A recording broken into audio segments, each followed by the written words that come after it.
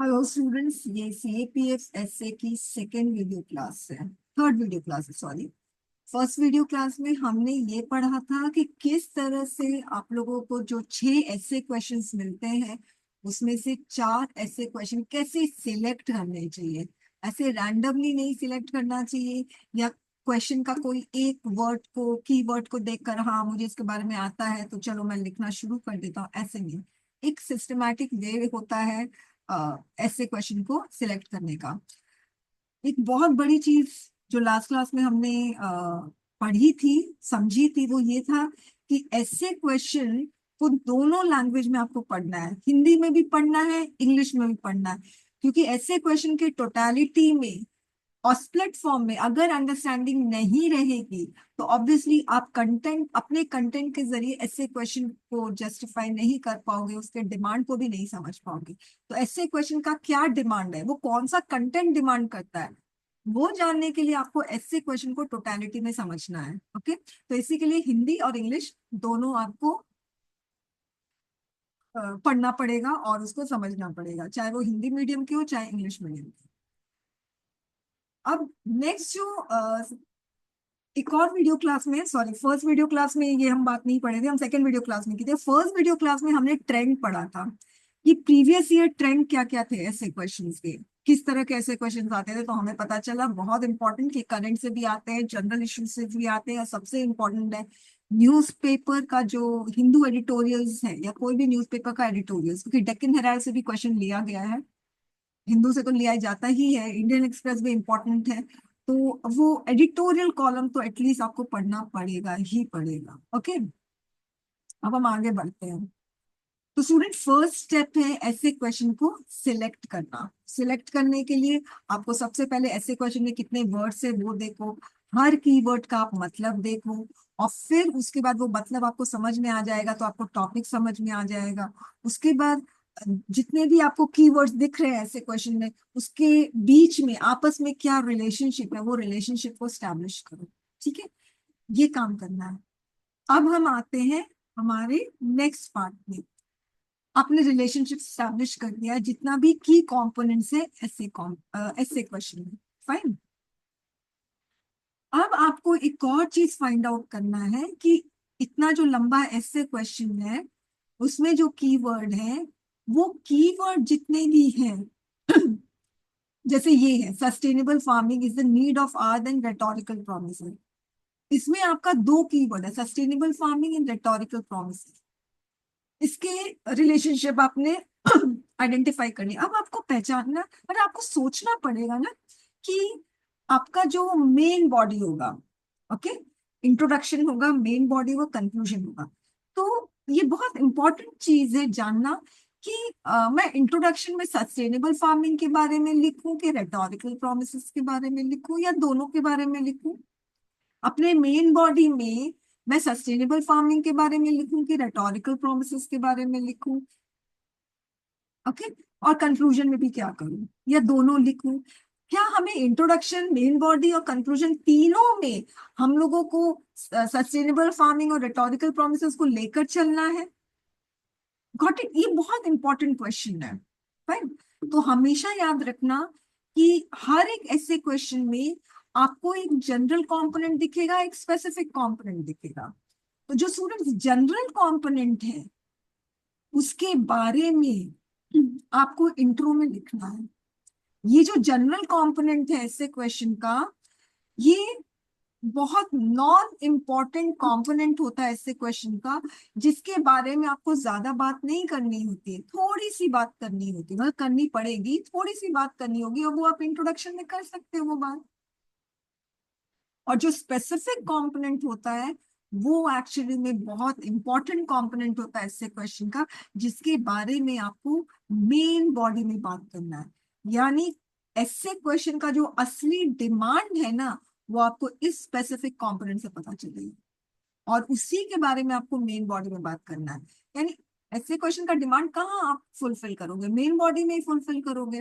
Okay, intro में नहीं करते, मेन बॉडी में करते, फाइन। तो जब हम ऐसे क्वेश्चन पढ़ते हैं स्टूडेंट्स, तो हमें जनरल कंपोनेंट और स्पेसिफिक कंपोनेंट दोनों को आइडेंटिफाई करना सीखना होगा। It's not very difficult. ठीक है, चलिए अब हम शुरू करते हैं। अब देखिए, अगर इसका एक बहुत फायदा भी है जो मैंने यहाँ पे बुलेट्स में दिया हुआ है, कि अगर आप general component specific component identify कर लेते हो तो आप दोनों के बीच में आप आराम से रिलेशनशिप आप बिल्डअप कर पाओगे। ओके। दूसरी चीज है, आपको कंटेंट सिलेक्ट करने में आसानी होगी, क्योंकि आपको पता चलेगा कि अच्छा स्पेसिफिक कंपोनेंट के बारे में बात करनी है तो आप स्पेसिफिक कंपोनेंट के बारे में ही अपने दिमाग से कंटेंट को एक्सट्रैक्ट करना शुरू कर दोगे। वरना आप कंफ्यूज रहोगे, या जनरल कंपोनेंट से कंटेंट एक्सट्रैक्ट करूंगे स्पेसिफिक, नहीं, ऐसा नहीं। तो आपको ना सिलेक्शन ऑफ कंटेंट में प्रॉब्लम नहीं आएगी, कंटेंट को मॉडिफाई करने में प्रॉब्लम नहीं आएगी, कि हाँ आपको पता है कि आपको कंटेंट को मॉडिफाई करना है इस स्पेसिफिक कंपोनेंट के अकॉर्डिंग। ओके। और आप अपने पूरे कंटेंट को सेपरेट, मेन बॉडी में आपको लिखना पड़ेगा स्पेसिफिक कंपोनेंट के बारे में, तो आप सेपरेट पैराज में भी आप अपने कंटेंट को ब्रेक कर सकते हो, लॉजिकली ब्रेक कर सकते हो, ऑर्गेनाइज रहेगा। और सबसे अच्छी बात है, जब स्टूडेंट शुरू करते हैं ऐसे लिखना, उनको लगता है यार इंट्रोडक्शन में क्या लिखें, किसके बारे में लिखे, कैसे शुरू करें। आपको अगर पता होगा कि यार मुझे इंट्रोडक्शन जनरल कंपोनेंट के बारे में लिखना, तो फटाफट लिख दोगे, आप टाइम वेस्ट नहीं करोगे। सिर्फ प्रॉब्लम क्या होती है, शुरुआत करना, और शुरुआत में हम इंट्रो करते हैं। तो इंट्रो में अगर आपको एग्जैक्टली पता होगा मुझे इस वर्ड के बारे में बोलना है, तो आप इंट्रो बहुत अच्छे से लिख लोगे और बहुत इजीली और बहुत फास्ट लिख पाओगे। फाइन। तो ये बहुत जरूरी है जनरल और स्पेसिफिक कंपोनेंट को आइडेंटिफाई करना। अब देखिए, ये आपका एक क्वेश्चन है, ये 2019 का क्वेश्चन है। Sustainable farming is the need of hour than the rhetorical promises. Okay. अब हमने इसके बारे में पढ़ लिया था, रेटोरिकल प्रोमिसेस के बारे में हमने लास्ट क्लास में बात कर ली थी। इसका मतलब होता है एम्प्टी प्रॉमिस, जो सिर्फ शब्दों से भरा हुआ है, और खोखले हैं वो सारे शब्द, प्रोमिसेस भी खोखली है। ठीक है, सिर्फ बोलना है, करना कुछ नहीं है। और सस्टेनेबल फार्मिंग का मतलब होता है ऑर्गेनिक फार्मिंग। फाइन। तो हमने अब आपको डिसाइड करना है, सॉरी नॉट डिसाइड, आपको आइडेंटिफाई करना है कि इसमें से कौन सा जनरल कंपोनेंट है और कौन सा स्पेसिफिक कंपोनेंट है। फाइन। ओके। तो शुरू करते हैं फिर।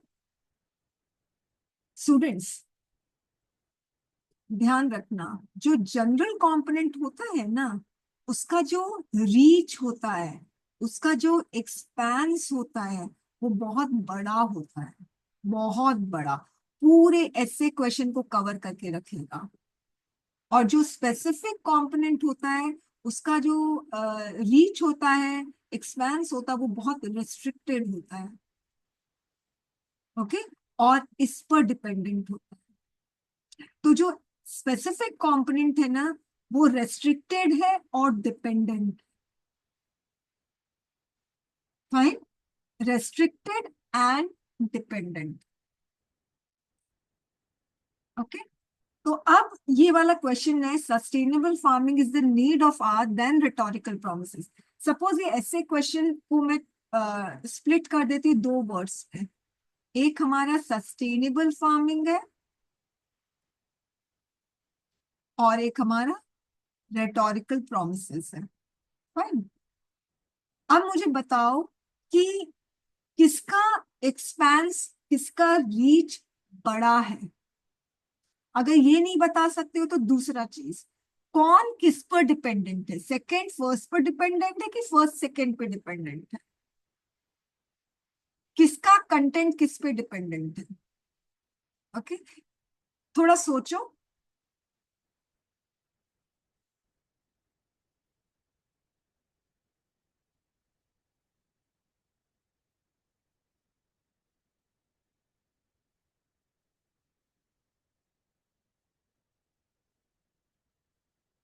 यस, बताइए, कोई भी बताएंगे।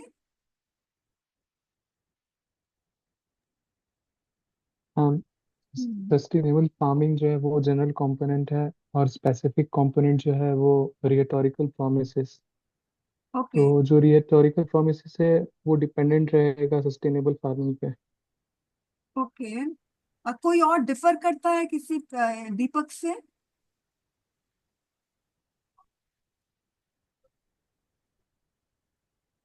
दीपक से जो डिफर करता है वो मुझे बताएंगे, आप चैट में भी बता सकते हो। मनीष, आप बताना चाहोगे?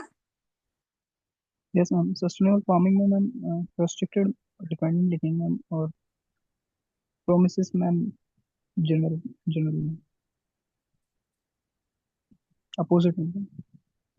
अच्छा, आपको लग रहा है कि सस्टेनेबल फार्मिंग जो है वो स्पेसिफिक कंपोनेंट है यस मैम, और rhetorical promises general general. Component है। ठीक है, ओके। आप म्यूट मत करना मनीष, अब मैं जो पूछ रही हूँ उसका जवाब देना। अच्छा, कृष्णा भी डिफर करते हैं, ओके। मुझे एक बात बताओ, जब मैं आपको बोलूंगी सस्टेनेबल फार्मिंग के बारे में लिखने, यानी ऑर्गेनिक फार्मिंग के बारे में लिखने के लिए, तो आप क्या क्या उसके बारे में लिख सकते हो? एकदम छोटे छोटे शब्दों में बताओ। मैम ऑर्गेनिक फार्मिंग में जीरो जीरो पेस्टिसाइड, फर्स्ट, कोई केमिकल यूज नहीं होता, no pesticide no fungicides, okay first. Second, second और क्या बात कर सकते हो?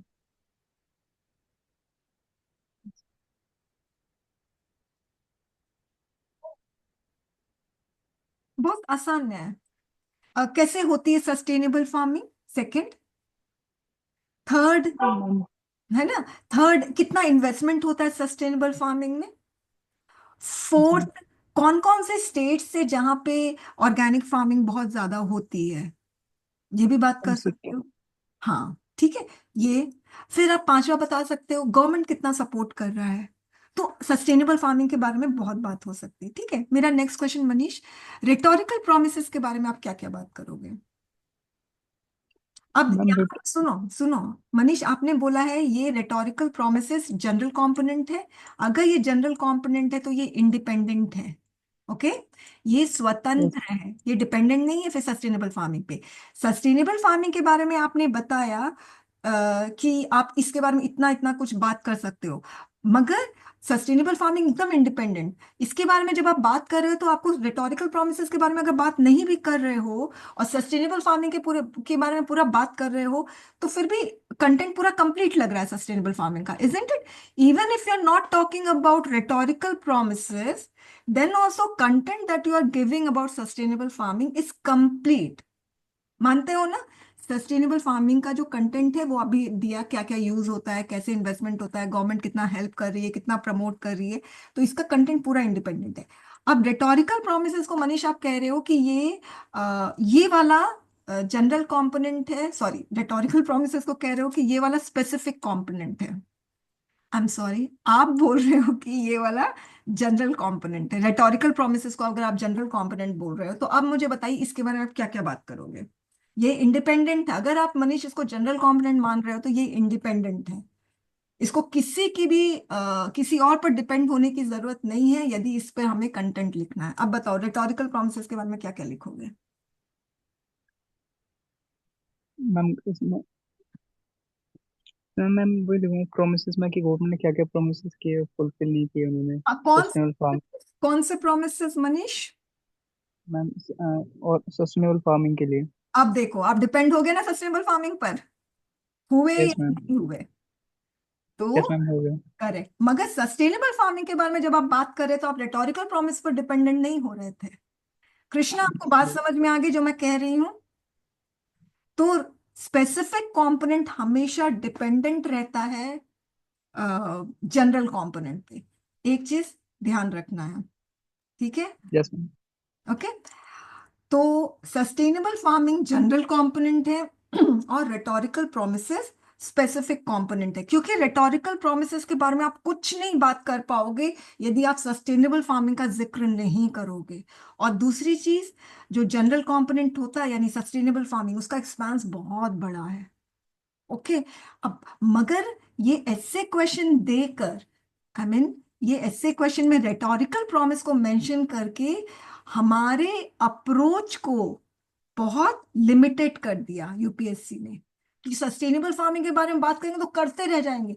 मगर इस ऐसे क्वेश्चन में यूपीएससी कह रहा है कि इस सस्टेनेबल फार्मिंग को आप रेटोरिकल प्रॉमिस से कनेक्ट करके अपने कंटेंट को बिल्ड करो। Understood my point? अब सुनो, रेटोरिकल प्रॉमिस क्या हो गया?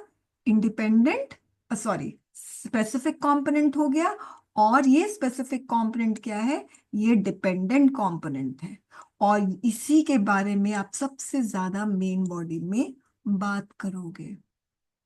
अब रही बात सस्टेनेबल फार्मिंग की, तो सस्टेनेबल फार्मिंग जनरल कंपोनेंट है, इंडिपेंडेंट है, आप इसको आराम से इंट्रोडक्शन में आप इसके बारे में बात करो, कोई प्रॉब्लम नहीं है। अंडरस्टूड? बहुत इंपॉर्टेंट है। आप चाहो तो इसका हम एक और एक्सरसाइज कर सकते हैं, इन द सेंस अगर आप लोगों को, जैसे ये वाला क्वेश्चन लो, सेकेंड वाला, the impact of social media on social relationship, ये क्वेश्चन है। ओके, इसको पढ़ो। सबसे पहले क्या करना है स्टूडेंट्स, हिंदी भी पढ़ोगे, इंग्लिश भी पढ़ोगे। उसके बाद इस ऐसे क्वेश्चन में जितने भी वर्ड्स हैं, की words, I am not talking about of and on, की वर्ड्स है, उसको अलग अलग करो, सबका मतलब पहचानो, फिर सब में रिलेशनशिप बिल्डअप करो। Then you identify which keyword is specific component and which keyword is general component. Okay, मैं वीडियो को पॉज कर रही हूँ, शुरू करें स्टूडेंट्स? Yes, ma'am. चलिए मेघा, मैं आपसे शुरू करती हूँ। चलिए, बोल सकते हैं ना मेघा, अनम्यूट करिए। Yes ma'am. The impact of social media on social relationship, सामाजिक संबंधों पर सामाजिक माध्यम का प्रभाव। फाइन। सबसे पहले इसमें कीवर्ड कौन, इसमें नंबर ऑफ वर्ड्स है 1 2 3 4 5 6 7 8, 8 वर्ड्स है। इसमें कीवर्ड्स क्या है? Ma'am impact of social media. नहीं, impact social. Okay, yes ma'am. Social media, इस तरह से करोगे। ये तीसरा है social relationship. Okay, yes ma'am. आपको सबका मतलब पता होगा ऑब्वियसली, बहुत भारी भरकम शब्द नहीं है। अब इसमें आपको आइडेंटिफाई करना है जनरल कंपोनेंट और स्पेसिफिक कंपोनेंट। माइंड यू, आपका जनरल कंपोनेंट 2 भी हो सकता है, 3 भी हो सकता है ना, डिपेंड करता है, 1 भी हो सकता है। ओके, मैम जनरल कंपोनेंट यहाँ पे सोशल मीडिया होगा, the impact of social media. फिर से आप इम्पैक्ट, अरे मेघा, जब ये अलग है, ये अलग है, आप एक साथ क्यों ले रहे हो? ये अलग है ना, ये भी अलग है, ये भी अलग है। हमारे पास 3 की कंपोनेंट्स है। अब 3 की कंपोनेंट्स में आपको जनरल और स्पेसिफिक आपको आइडेंटिफाई करना है। ओके, डिपेंडेंट क्या है? सोचो, इंडिपेंडेंट, डिपेंडेंट भूल जाओ, इंडिपेंडेंट कौन सा है? Ma'am independent, social media. Very nice. ये इंडिपेंडेंट है। अगर ये इंडिपेंडेंट है तो ये एक्चुअली में ये क्या हो गया, ये जनरल कंपोनेंट हो गया। अब खुद सोचो, अगर मैं सोशल मीडिया के बारे में मैं बात कर रही हूँ, तो मैं अगर इम्पैक्ट को भी नहीं बात करूँ, फिर भी मैं सोशल मीडिया का पूरा जो माध्यम है उसका मैं पूरा बता सकती हूँ। सोशल मीडिया का मैं हिस्ट्री बता सकती हूँ, उसको मैं जर्नलिज्म से कनेक्ट कर सकती हूँ। इम्पैक्ट नहीं भी बताऊं तो चलेगा, हालांकि इम्पैक्ट भी बता सकते हैं, मगर हम और भी बहुत सारी चीजें बता सकते हैं। अंडरस्टूड? अच्छा, और और मैम स्पेसिफिक कंपोनेंट में सोशल रिलेशनशिप। अच्छा, अगर आप सोशल रिलेशनशिप के बारे में बात करेंगे तो क्या बात करेंगे? अगर इसको आप इसको जनरल कंपोनेंट मान रहे हो क्या? No specific? Ma'am, social media general component है और स्पेसिफिक कंपोनेंट में social relation, impact of like social media का सोशल रिलेशनशिप पे। ओके, ठीक है। ये इम्पैक्ट भी स्पेसिफिक कंपोनेंट हुआ, इसका मतलब impact on social relationship, right? ये दोनों फिर स्पेसिफिक कंपोनेंट हुआ ना, सोशल रिलेशनशिप अलग से नहीं होगा, आपको इसमें एक स्पेसिफिक कंपोनेंट और जोड़ना पड़ेगा, वो है इम्पैक्ट। Yes ma'am. ठीक है, इसका मतलब है कि जब आप इम्पैक्ट, ये स्पेसिफिक कंपोनेंट डिपेंडेंट है। कैसे पता चल रहा है स्टूडेंट डिपेंडेंट है? ऑब्वियसली, जब आप इम्पैक्ट ऑन सोशल रिलेशनशिप बताओगे, तो आप सोशल मीडिया को बिना जिक्र के आप इम्पैक्ट ऑन सोशल रिलेशनशिप बता ही नहीं सकते, आपको सोशल मीडिया का रोल बताना ही पड़ेगा। समझ में आया? तो इसीलिए ये जो सोशल मीडिया है वो जनरल कंपोनेंट है, इम्पैक्ट ऑन सोशल रिलेशनशिप है, ये स्पेसिफिक कंपोनेंट है। लास्ट क्वेश्चन मेगा, अब मुझे ये बताइए, जनरल कंपोनेंट के बारे में आप पूरा एंटायर जो ऐसे होता है उसमें कहाँ पर आप सोशल मीडिया के बारे में जिक्र कर सकते हो? 3 होता है, intro, main body, conclusion. Ma'am intro. Intro में सोशल मीडिया है ना, आप सोशल मीडिया का जो भी बताना आप इंट्रो में बता दिए। अब उसके बाद मेन बॉडी में क्या बताओगे? Ma'am impact on social relation. Correct, ठीक है। अब देखिए, मैं शेयर कर रही हूं आप लोगों से। हम्म,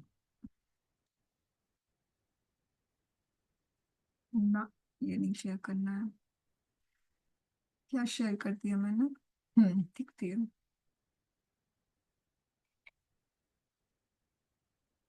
ये वाला आपको बुक में मिल जाएगा, जो राइटिंग सेक्शन की बुक आप लोगों को मिली है, उसमें ये आपको लास्ट पेजेस में आपको ये सारे मिल जाएंगे, ठीक है।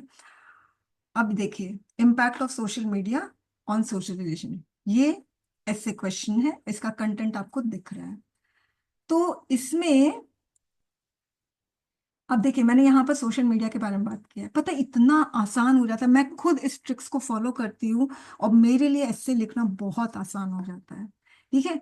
देखिए, यहाँ पर मैंने फेसबुक के बारे में बताया, 20 years ago life didn't revolve around Facebook but on actual human interaction, but recent latter is increasing being replaced by mass mediated interaction with advent of social media ने revolutionize कर दिया है the way we meet, the way we stay connected with one another। तो मैंने यहाँ पे किसके बारे में बात की? सोशल मीडिया के बारे में बात की। आप दूसरे तरीके से आप लिख सकते हो, कोई प्रॉब्लम नहीं है, मगर आप सोशल मीडिया के बारे में बात करो। अब उसके बाद मुझे इम्पैक्ट के बारे में बात करना, तो देख लो, जो यहाँ पे मैंने इम्पैक्ट के बारे में बात कर लिया। इन दिस लाइट, ये इन दिस लाइट लिख के मैंने ऊपर वाले पैरा से कनेक्ट कर दिया। Social media has impacted relationship styles in several important ways. और मैं सीधे कट टू कट बात करना, मुझे एग्जामिनर का टाइम नहीं वेस्ट करना है। अगर मैं एग्जामिनर का टाइम वेस्ट कर रही हूँ तो इनडायरेक्टली मैं अपना भी टाइम वेस्ट कर रही हूँ, तो एकदम कट टू कट बात करना, क्योंकि 300 वर्ड्स में लिखना है। First, it allows us to create relationship easily, rapidly with great number of people at the same time. Okay. Secondly, it creates illusion of true intimacy in virtual relationship. It further alienates us from the people of everyday life by thereby ruining the real relationship. तो मैंने यहाँ पे impact बता दिया। फिर उसके बाद मैंने देखो यहाँ पे बता दिया, कहाँ गया, हाँ, अरे कहाँ गया, imagine this is,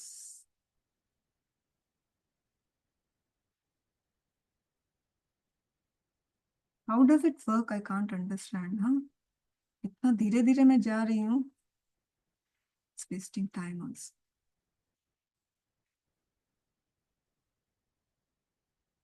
हम्म, ठीक है, I can't।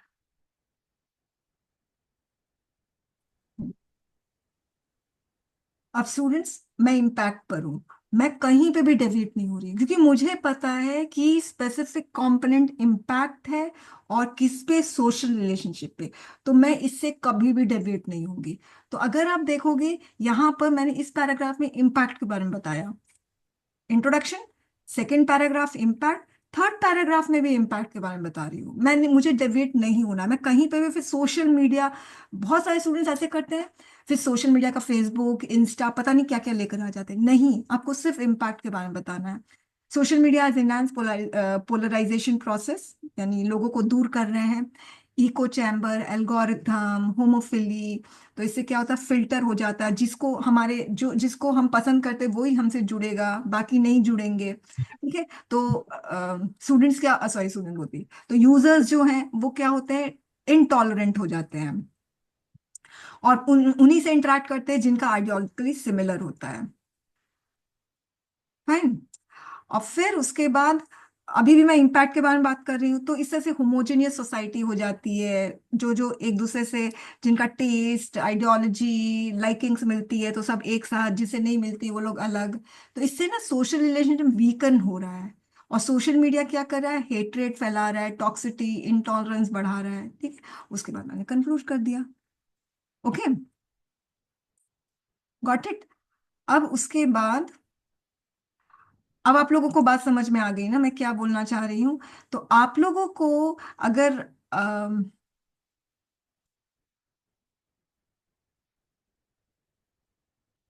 अगर आप लोग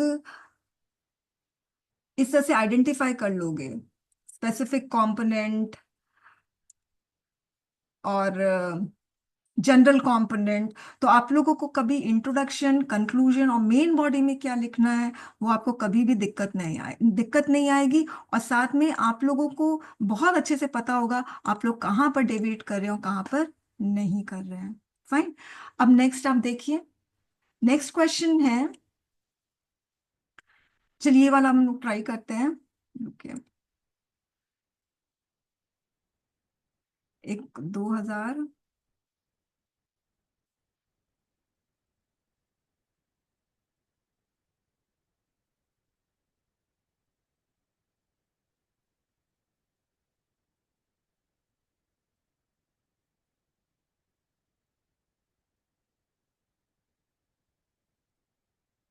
अब आप देखिए ये 2018 का क्वेश्चन है। Civil wrong emerging from religious bigotry constitutionally punishable. हमने लास्ट क्लास में इस क्वेश्चन पे बहुत अच्छे से डिस्कशन किया है, मगर अब आप लोगों को डिफरेंट पर्सपेक्टिव से देखना है, सेम पर्सपेक्टिव मगर इनहांस पर्सपेक्टिव से देखना है। तो सबसे पहले हिंदी पढ़ो, इंग्लिश पढ़ो, फिर उसके बाद टोटल नंबर ऑफ वर्ड्स देखो, उसको डिवाइड कर दो की वर्ड्स जितने भी है, फिर उसको स्पेसिफिक कॉम्पोनेंट और जनरल कॉम्पोनेंट डिवाइड करना। ओके, तो आप लोग ये एक्सरसाइज करो, मैं आप लोग को 2 मिनट का टाइम दे रही हूँ। Civil wrong emerging from religious bigotry constitutionally punishable. Manish बताइए, सबसे पहले इसमें कीवर्ड्स कितने हैं?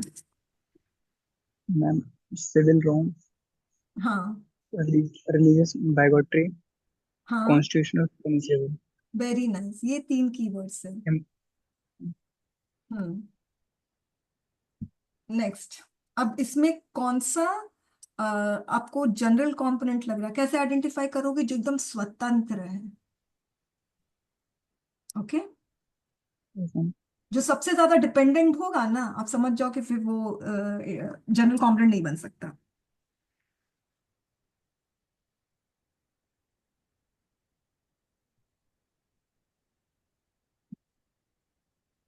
बताइए Manish. Ma'am constitutional constitutional punishable इसमें जनरल कंपोनेंट। ठीक है, अगर ठीक है जनरल कंपोनेंट है, इसका मतलब ये इंडिपेंडेंट कंपोनेंट है।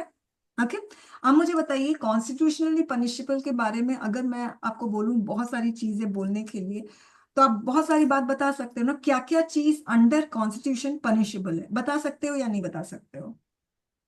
Yes ma'am.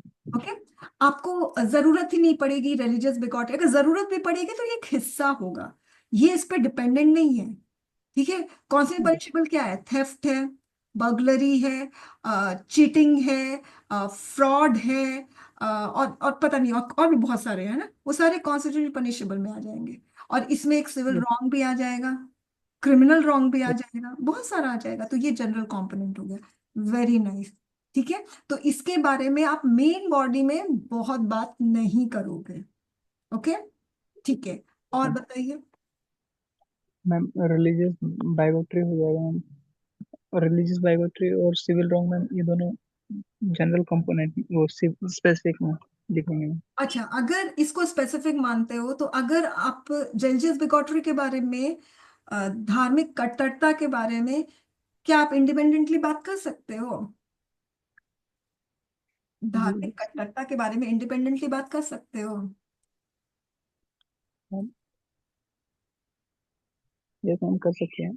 यस, है ना, कर सकते हो, है ना, जरूरी नहीं है ना उसमें आप रिलीजियस बिगॉट्स कौन होते हैं, मतलब क्या है, और उन्होंने इस रिलीजियस बिगॉटरी की वजह से क्या क्या किया हुआ है, राइट्स हुए हैं, इसकी पूरी हिस्ट्री बता सकते हो। ठीक है, यस तो मैम। ये भी तो जनरल कंपोनेंट हो गया डियर। Yes ma'am. अब बचा ये, अब ऑब्वियसली ये स्पेसिफिक कंपोनेंट होगा। अब सिविल रॉन्ग बहुत तरीके का है, माइंड यू, सिविल रॉन्ग बहुत यस तरीके का, मगर आपको ऐसा सिविल रॉन्ग बताना है, देखो इस पे डिपेंडेंट है, जो रिलीजियस बिगॉट्स कमिट करते हैं। हो गया ना dependent civil wrong, yes ma'am. तो ये स्पेसिफिक कंपोनेंट हो गया। तो आपको इसमें सिविल रॉन्ग के बारे में बहुत बातें करनी है। अंडरस्टूड? Yes ma'am. अब देखिए मैं इसका कंटेंट आप लोगों को दिखा रही हूँ।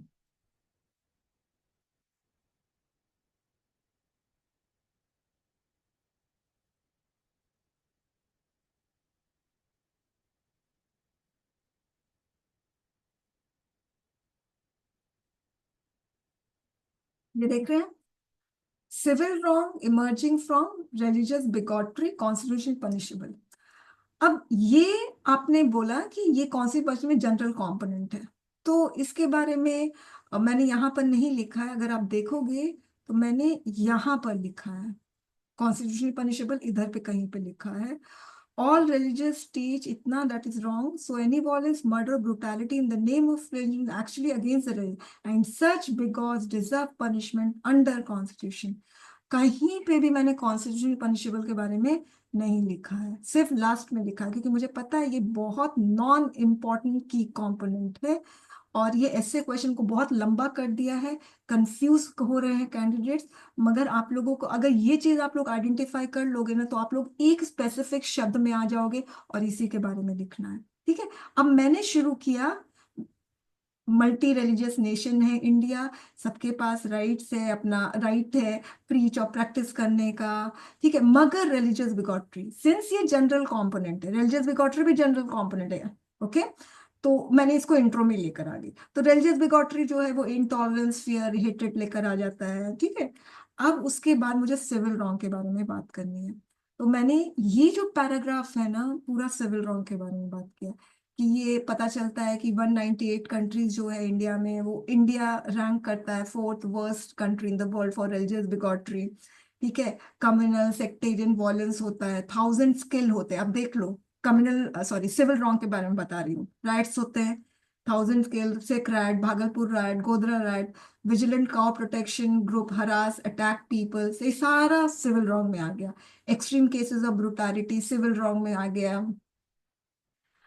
ठीक है। और ये जो रिलीजियस बिगॉट्स होते हैं, they are not aware that religion share the same basic, they ignores not only make us believe that other religions are wrong. देखो ये एक और सिविल रॉन्ग है, दे their ignorance not only makes them believe that other religions are wrong, but they also falsely consider themselves to be the protector of God. This inadequate knowledge gives rise to violence and persecution of other communities by the religious bigots. Such religious bigots, हाँ अब यहाँ पर भी मैंने mention किया है constitution का, such religious bigot must be punished under constitution because their fanatism causes significant damage to property। और सिविल रॉन्ग बता रही हूँ, यहाँ पे kill, hatred, damage to property, displacement होता है, इगैलिटेरियन और ह्यूमन प्रिंसिपल्स डिस्ट्रॉय होता है, फियर, इनसिक्योरिटी, सारा सिविल रॉन्ग। पूरा ये 2 पैराग्राफ सिविल रॉन्ग के बारे में है। कौन कमिट कर रहा है? रिलीजियस बिगॉट्स। तो कॉन्स्टिट्यूशनली पनिशेबल आपका यहाँ आया है और लास्ट पैराग्राफ में कंक्लूजन में आया है, अंडरस्टूड। तो इससे ना ऐसे क्वेश्चन का आपको कंटेंट बिल्डअप करने में परेशानी बिल्कुल भी नहीं होगी, अगर आप लोग इस तरह से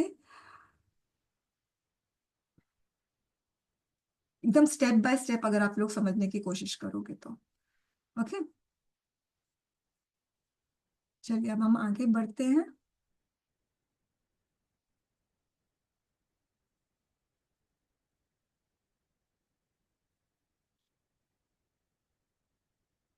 तो मेरे ख्याल से आप लोगों को बहुत अच्छे से समझ में आ गया होगा, और स्क्रीन नजर आ रही है, identifying the general component of the essay question.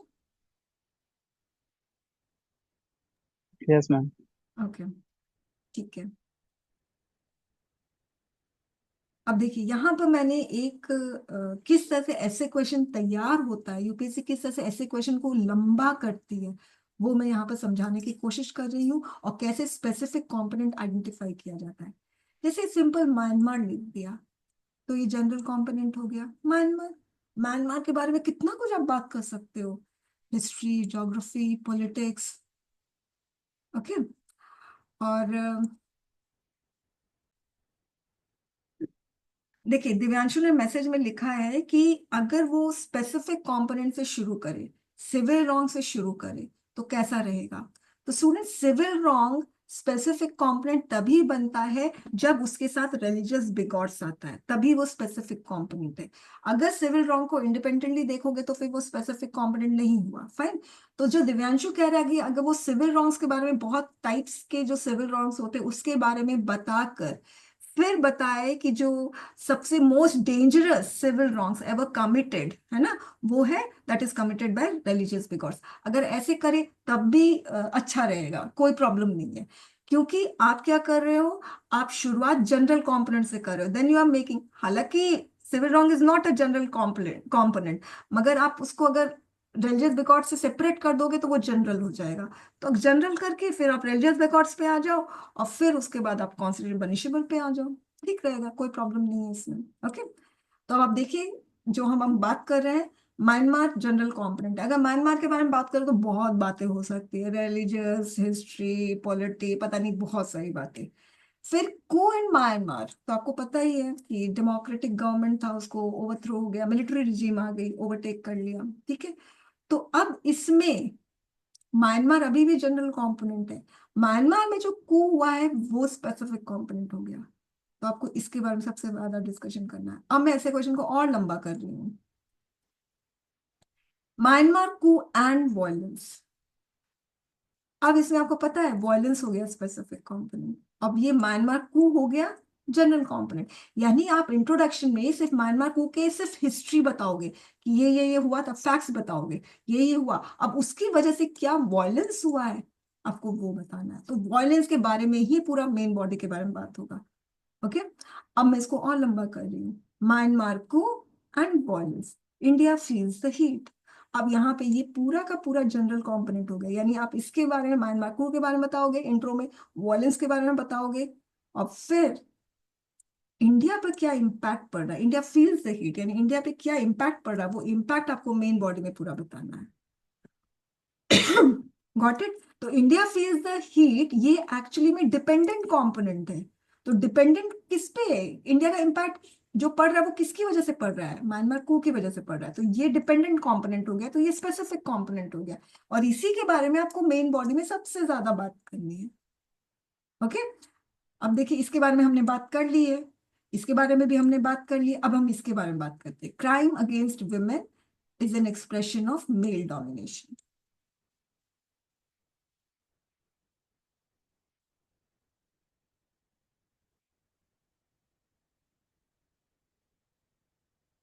एक सेकंड, मैं वो ओपन कर लेती हूँ।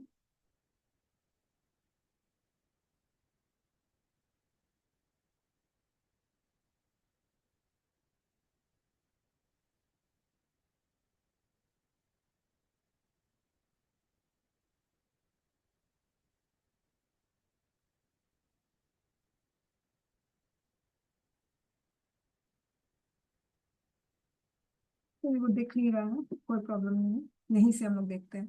Crime against women is an expression of male domination, ये हमारा ऐसे क्वेश्चन है।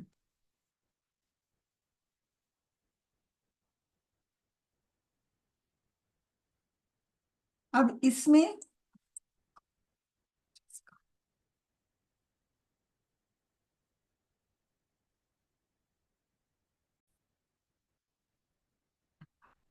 अब ये वाला क्वेश्चन देखिए, प्रीवियस ईयर का है। Crime against women is an expression of male domination, fine. तो अब ये वाले क्वेश्चन में कौन ट्राई करेगा, आप लोगों को इसमें, आप लोगों को इसमें वही सेंटेंस, सॉरी, स्प्लिट करना है, कीवर्ड ढूंढना है, specific component, general component. Okay, तो कौन ट्राई करेगा?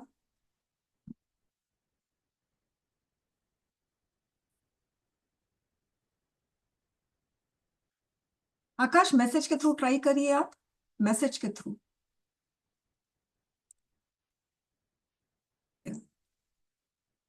अब स्टूडेंट्स ये वाला क्वेश्चन है, crime against women is an expression of male domination. तो अब आपका क्राइम अगेंस्ट वुमेन है ना, वैसे आप क्राइम को भी एक शब्द ले सकते हो, वुमेन को भी आप एक शब्द ले सकते हो, मेल डोमिनेशन को आपको पूरा ही लेना पड़ेगा, ठीक है, फोर्थ। ठीक है, अगर आप सिर्फ क्राइम के बारे में बोल रहे हो, ओके, तो ये आपका ना जनरल कंपोनेंट होगा, क्योंकि क्राइम से बहुत टाइप्स का हो गया, एकदम इंडिपेंडेंट है। मगर जैसे ही क्राइम अगेंस्ट वुमेन बोल रहे हो, तो फिर क्राइम अगेंस्ट वुमेन भी एक तरीके से, अगर हम क्राइम अगेंस्ट वुमेन के बारे में भी बात करते हैं, तो वो भी बहुत जनरल कंपोनेंट है और एकदम इंडिपेंडेंट है, क्योंकि आप इसके बारे में आप बहुत सारी आप बातें कर सकते हो। ठीक है, कहने का मतलब है क्राइम रेट के बारे में बता सकते हो, क्या क्या कॉजेज है क्राइम के, वो बता सकते हो, अगेंस्ट वुमेन। फिर उसका इम्पैक्ट वुमेन पे क्या पड़ रहा है वो बता सकते हो। फिर गवर्नमेंट क्या इनिशिएटिव ले रही है, पुलिस डिपार्टमेंट क्या इनिशिएटिव ले रही है, वो सारा आप बता सकते हो। फाइन। तो आपको और ना, जब आप क्राइम अगेंस्ट वुमेन का कॉजेज बताओगे, इसमें ये वन ऑफ द कॉजेज आएगा। मगर क्राइम अगेंस्ट वुमेन के बारे में आप बताओगे तो ये इस पर डिपेंडेंट नहीं है, मेल डोमिनेशन पे। मगर स्टूडेंट, जब मेल डोमिनेशन के बारे में बताओगे तो मेल डोमिनेशन की वजह से क्राइम हो रहा है, तो obviously male domination specific component होगा, ये डिपेंडेंट है क्राइम अगेंस्ट वुमेन पे। ओके। और अगर आप इसको और अच्छे से सिंपल बनाना चाहते हो तो सिंपल में पता है क्या है, मेल डोमिनेशन जो है, जो वर्चस्व है, पुरुष का जो वर्चस्व है, वो कारण है क्राइम अगेंस्ट वुमेन का। तो male domination is the cause of crime against women, actually में ये है इससे क्वेश्चन। तो आपको मेल डोमिनेशन के बारे में ही बात करनी है। ये चीज समझ में आ गई? मुझे नहीं लगता अब आप लोगों को कोई परेशानी है। आराम से आप जनरल कॉम्पोनेंट, स्पेसिफिक कॉम्पोनेंट के बारे में आप रिलेशनशिप पहचान बिल्डअप कर लोगे। जनरल कॉम्पोनेंट को आप आइडेंटिफाई भी कर सकते हो। तो मुझे नहीं लगता अब कोई प्रॉब्लम है इसमें। ठीक है, चलिए, ये सारी चीजें हमने कर ली है। अब हम नेक्स्ट इसमें आते हैं। मैंने आप लोगों को बोला हुआ है कि जब आप लोग जनरल कंपोनेंट, स्पेसिफिक कंपोनेंट आप लोग आइडेंटिफाई कर लेते हो, तो आपका जो कंटेंट होगा, entire content from intro to conclusion, वो कौन से फ्लो में होगा, फ्रॉम जनरल टू स्पेसिफिक। कहने का मतलब है कि आप सबसे पहले जैसे crime against women is an expression of male domination, तो हम सबसे पहले जनरल के बारे में बात कर सकते हैं। तो मैं वुमेन के बारे में बात करूं, वुमेन एम्पावरमेंट के बारे में बात करूं, फिर वुमेन एम्पावरमेंट को मैं कनेक्ट करूं क्राइम से, वुमेन क्राइम अगेंस्ट वुमेन से, फिर क्राइम अगेंस्ट वुमेन को मैं कनेक्ट करूंगी मेल डोमिनेशन से। तो मैं धीरे धीरे जनरल कॉम्पोनेंट से स्पेसिफिक कॉम्पोनेंट मैं आ रही हूँ। ओके, अब स्टूडेंट्स देखिए,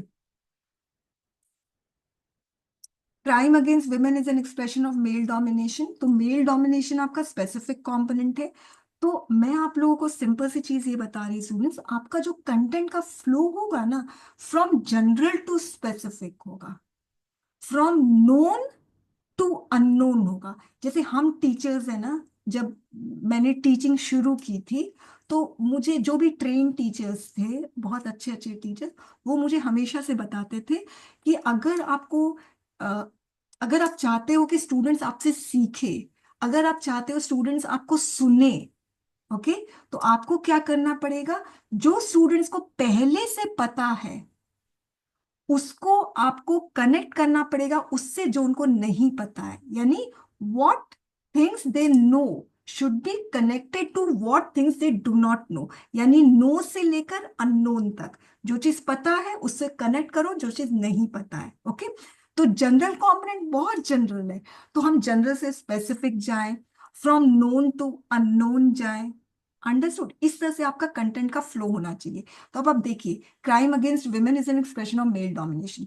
तो अब ये मेल डोमिनेशन के बारे में मैं बात नहीं करूंगी अपने इंट्रो में। मैंने क्या बात किया, मैंने स्वामी विवेकानंद के बारे में बोला कि स्वामी विवेकानंद ने जितना भी वुमेन के अगेंस्ट रॉन्गफुल एक्ट्स हो रहे थे उसको अबॉलिश किया। फिर उसके बाद सोशल ईवल से जो वुमेन के अगेंस्ट, उसको इराडिकेट किया। फिर मैंने यहाँ पर लिखा कॉज बाय मेल डोमिनेंस। तो मैंने यहाँ इंट्रो के फर्स्ट लाइन में कुछ नहीं बताया, यहाँ पे बताया, this is so because he considered eradicating social evils against women cause by male dominance more important. मतलब जो सोशल इवल जो वुमेन के अगेंस्ट हो रहा है और जिसका कारण पुरुष है, वो बहुत ज्यादा डेंजरस है, बोलते एक्सटर्नल एनिमी से भी डेंजरस है। अब यहां पे मैंने कनेक्ट किया, it exemplifies the prominence of vicious patriarchy in Indian society. तो यहां पर मैंने अपने ऐसे क्वेश्चन को पूरा का पूरा एक्सपोज कर दिया है। इंट्रो के थर्ड लाइन में किया है, माइंड यू। फर्स्ट लाइन में कभी भी आप स्पेसिफिक कंपोनेंट को हिट मत करना। अगर आप करोगे ना तो ऐसा लगेगा आप जीएस के क्वेश्चन का आंसर कर रहे हो। Okay, fine. तो अब उसके बाद अब मुझे सिर्फ मेल डोमिनेशन के बारे में बात करना है कि मेल डोमिनेशन की वजह से क्राइम क्यों हो रहा है। अब देखिए मैंने क्या किया, उसके बाद मैंने द्रौपदी के बारे में बताया, ओके। उसके बाद मैंने यहाँ पर डोमेस्टिक वायलेंस के बारे में बताया। फिर मैंने यहाँ पर sexual harassment of women bye main at work place वो बारे में बताया।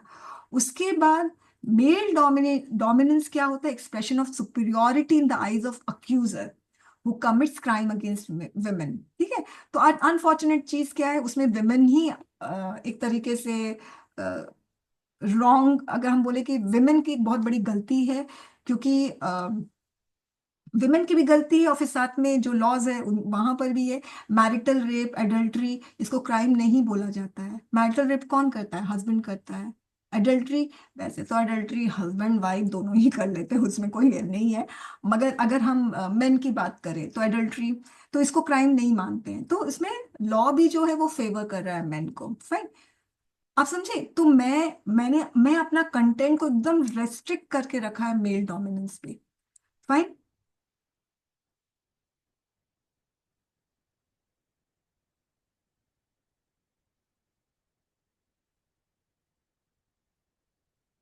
अब देखिए, तो आपको अपना कंटेंट जो है वो known aspect of essay question to its unknown aspect, from independent to dependent, from least important thing, जो जनरल कंपोनेंट है ना वो लीस्ट इंपॉर्टेंट थिंग है, वो लीस्ट इंपॉर्टेंट की कंपोनेंट है, वहां से शुरू करके आप मोस्ट इंपॉर्टेंट थिंग पे आओ जो कि स्पेसिफिक कंपोनेंट है। अंडरस्टूड। तो क्या होता है इंट्रोडक्शन में, जैसे हमने बताया ये मेल डोमिनेशन वाला, इंट्रोडक्शन में आप विमेन के क्राइम के बारे में बता दो, विवेकानंद के बारे में बता दो, फिर ऐसे ऐसे करके ऐसे का फ्लो बहुत अच्छा हो गया, ओके, और डेविएटेड भी नहीं रहा। अंडरस्टूड माय पॉइंट, एकदम क्लियर है स्टूडेंट्स, कोई कंफ्यूजन है इसमें?